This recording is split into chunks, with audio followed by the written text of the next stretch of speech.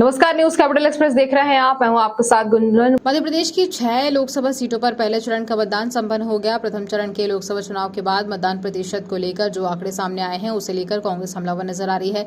Congress media विभाग के अध्यक्ष मुकेश नायक ने आज पत्रकारों से चर्चा करते कहा कि भारतीय जनता पार्टी ने हर बूथ पर 370 वोट बढ़ाने को लेकर जो वादा किया था वही पहले चरण के मतदान में खोखला साबित हो रहा है। उन्होंने कहा कि पिछले लोकसभा चुनाव से इस बार मतदान प्रतिशत में कमी आई है। नायक ने कहा है कि देश की जनता बेलगाम बीजेपी पर अंकुश लगाकर उन्हें नियंत्रित करने के लिए अपना मन बना चुकी है। नायक ने कहा कि बीजेपी बड़बोलेपन और झूठ का सहारा लेती है। दबाव में आकर कांग्रेस के नेताओं को बीजेपी में शामिल करवाया जा रहा है।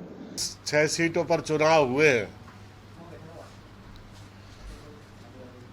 वहां के मतदान और कांग्रेस पार्टी के कार्यकर्ताओं ने जितनी मेहनत, शक्ति और क्षमताओं के साथ चुनाव लड़ा है, उनको बहुत बहुत धन्यवाद और कांग्रेस पार्टी की तरफ से उनको हम आभार प्रकट करते हैं। बीजेपी के बड़बोलेपन, अतिरंजित दृष्टिकोण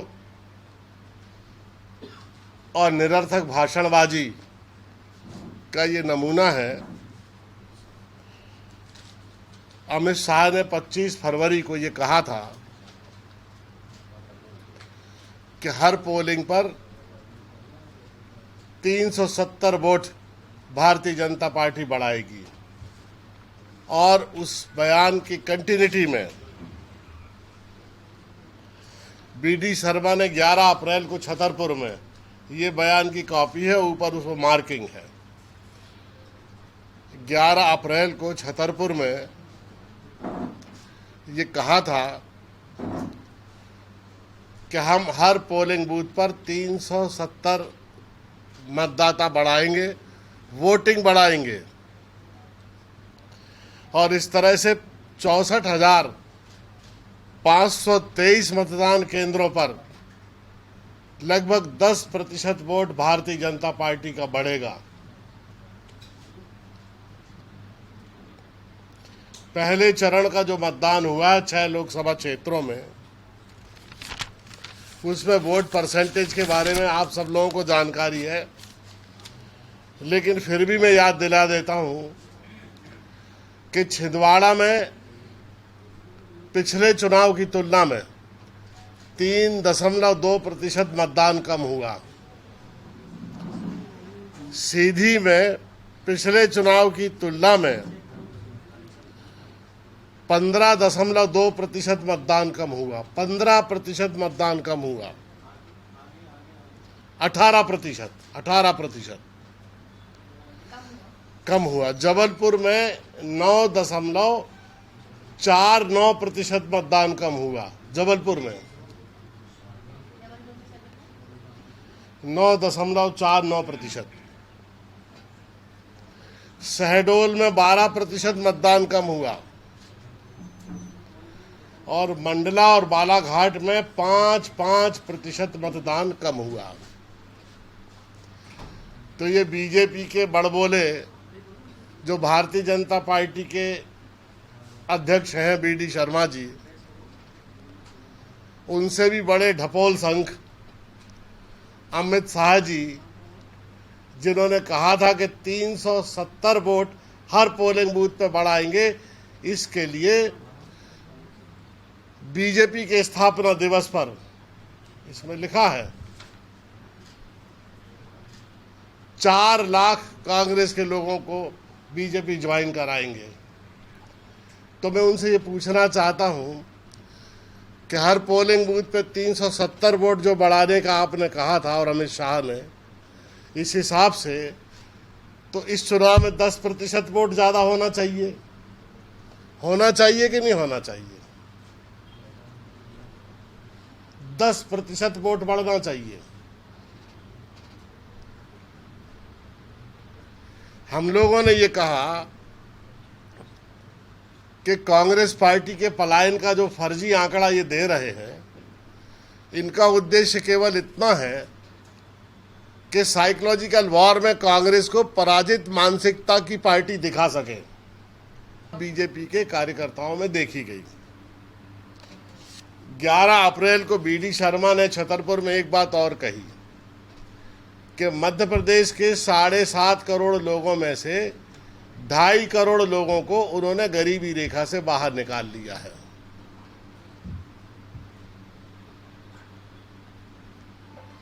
अगर 2.5 करोड़ लोगों को गरीबी रेखा से बाहर निकाल लिया है तो मध्य प्रदेश के 80% लोगों को जो फ्री में अनाज बांटने का ये दावा कर रहे हैं, ये कैसे सच हो सकता है? जो व्यक्ति गरीबी रेखा के नीचे होगा, निःशुल्क अनाज उसी को दिया जा सकता है, ये पॉलिसी है।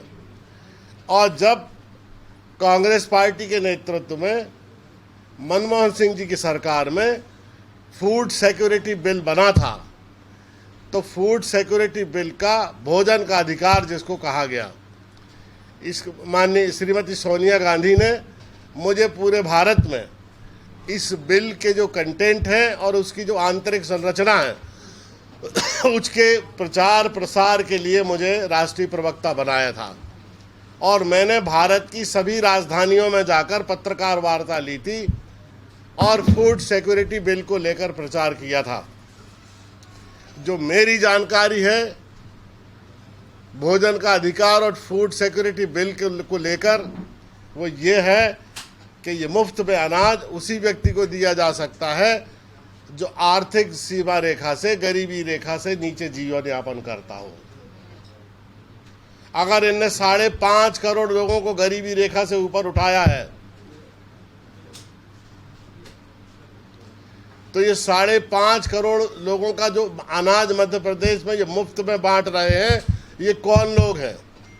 इन पर मुकदमा दर्ज होना चाहिए, FIR दर्ज होना चाहिए और अधिनियम के विरुद्ध कैसे इन लोगों ने उनको अनाज दिया जो इसकी पात्रता नहीं रखते थे, जो उस हितग्राही मूलक योजनाओं के अंतर्गत आते ही नहीं थे।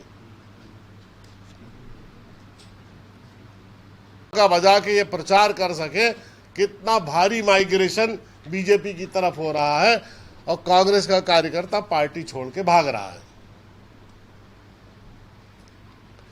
हमने कहा नरोत्तम मिश्रा जी से, BD शर्मा जी से कि जो लोग कांग्रेस पार्टी छोड़कर गए हैं उनका नाम बीजेपी के पोर्टल पर डाल दें। आज तक उन्होंने बीजेपी के पोर्टल पर नाम नहीं डाला और जो ये आंकड़े बताते हैं चुनाव में वोट परसेंटेज के, ये वोट परसेंट सिद्ध करता है कि बीजेपी बड़बोलेपन, झूठ, दंभ, अभिमान और बेहोशी की शिकार है। और उसके चलते जो प्रचार प्रसार उन्होंने किया था वो सब झूठा निकला। मध्य प्रदेश से जो हमने फीडबैक लिया है, पिछले 6 लोकसभा क्षेत्रों में जो मतदान हुआ है, लोग बताते हैं कि भारतीय जनता पार्टी के कार्यकर्ताओं में इतनी उदासीनता कभी नहीं देखी। पोलिंग बूथों पर उनके कार्यकर्ता नहीं थे। पहले जिस तरह से वो वोटर निकालते थे घर घर जाकर, वो कैटलिस्ट ग्रुप, वो प्रेरक समूह भी नदारद था और बीजेपी के कार्यकर्ताओं में कोई उत्साह नहीं था। जब हम लोगों ने इसका कारण और फीडबैक लिया तो लोगों ने बताया कि बीजेपी के कार्यकर्ता ये कह रहे हैं कि अब कांग्रेस के जिन लोगों को लिया है पार्टी में उन्हीं से काम करा लें। और दूसरा कारण बीजेपी के लोगों ने बताया कि पिछले 18 सालों में बीजेपी के नेताओं ने मलाई खाई और बीजेपी का कार्यकर्ता उससे वंचित रहा, उसको कुछ नहीं मिला। चरण का जो चुनाव हुआ है इसमें कांग्रेस की स्थिति बहुत अच्छी है। जो कार्यकर्ताओं ने मोर्चा लिया और अभी मोर्चा ले रहे हैं, ये वंदना करने के योग्य है। इतनी विषम परिस्थितियों में बीजेपी के इतने भयंकर सब तरह के दबावों के बावजूद भी, शासन और प्रशासन के भयंकर दबावों के बावजूद भी कांग्रेस पार्टी के कार्यकर्ताओं ने पूरे उत्साह से काम किया और अगले चरण की तैयारी में है। और हम दावे से कह सकते हैं कि छिंदवाड़ा की सीट, मंडला की सीट, सीधी की सीट सहित बाकी सभी सीटों पर कांग्रेस पार्टी बराबर से अस्तित्व में है और बिल्कुल बराबरी से लड़ाई लड़ रही है। ये बहुत बड़ी बात है। और एक चीज और उभर कर सामने आई है कि बीजेपी के एकाधिकारवाद और अधिनायकवाद को अब भारत के लोग कंट्रोल करना चाहते हैं, नियंत्रित करना चाहते हैं। ये बात और स्पष्ट रूप से सामने आई है। जिस तरह से भारतीय जनता पार्टी की सरकार ने धंधा देकर चंदा लिया है, जिस तरह से केजरीवाल को बंद किया है, जिस तरह से विपक्ष के नेताओं को टारगेट किया है, एक समूची राजनीतिक संस्कृति और उसके मूल्यों को क्षति पहुंचाई है। इन तमाम बातों का असर देश की जनता पर बहुत विपरीत हुआ है और देश की जनता अब भारतीय जनता पार्टी को कंट्रोल करना चाहती है, नियंत्रण में लाना चाहती है। सर, बीजेपी ने दावा किया था कि 370 वोट हर बूथ पर बढ़ाना है, लेकिन मतलब पिछली बार के मुकाबले कम हुआ है, लगातार। अगर हर पोलिंग बूथ पे उनके 370 वोट बढ़े हैं तो पहले चरण के मतदान में 10% वोट ज्यादा होना चाहिए। तो ये कहाँ गए वोट? बीजेपी का दावा झूठा है। हमने कहा था कि कितने लोगों ने बीजेपी ज्वाइन करी, उनके नाम पोर्टल पर डालो। क्योंकि दावा झूठा है इसलिए पोर्टल पर डाल नहीं सकते।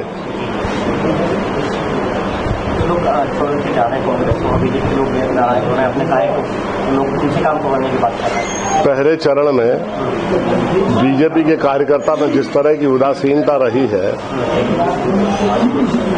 वो बहुत सिग्निफिकेंट है और उसी का परिणाम है कि मतदान का प्रतिशत रेशियो गिरा है, क्योंकि बीजेपी के लोगों ने वोट नहीं निकाले।